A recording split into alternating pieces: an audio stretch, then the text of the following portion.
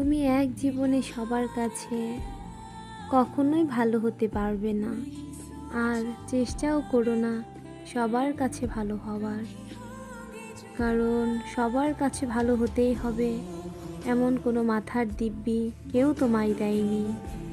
আর তুমি বেঁচে আছো তোমার নিজস্বতায়। সেখানে তোমাকে কে কি ভাবলো, কে ভালো ভাবলো, কে খারাপ ভাবলো, তাতে কিছু যায় আসে না।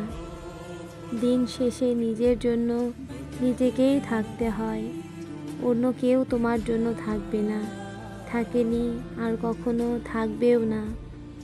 কারো কাছে তুমি ভালো, আবার কারো কাছে তুমি খারাপ, জঘন্য একজন মানুষ। এটা কেমন করে হয়? প্রশ্নটা মনের মধ্যে আসতেই পারে। আসলে আমাদের কে ভালো ভাবছে আর কে খারাপ ভাবছে, সেটা তার মানসিকতার উপর নির্ভর করে। অন্যের মানসিকতা পরিবর্তনের ভার তো তুমি নিতে পারবে না। তাই তোমায় কে কী ভাবলো এই নিয়ে ভাবনা চিন্তা একটু ছেড়ে দূরে থাকো।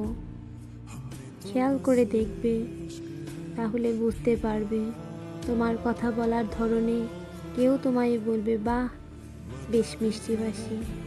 আবার কেউ বলবে, কি ন্যাকামি রে বাবা।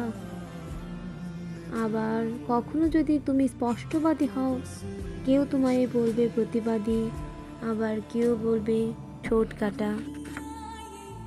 আসলে পুরোটা যে ভাবছে তার ওপর নির্ভর করছে, এতে তোমার কোনো দোষ নেই। এই সব নিয়ে মাথা ঘামানোর কোনো দরকার নেই। যার মানসিকতা যেমন, তুমি তার কাছে তেমন। তুমি যেমনই আছো তেমনই থাকো। খারাপ তো আশপাশের লোকের দেখার দৃষ্টি।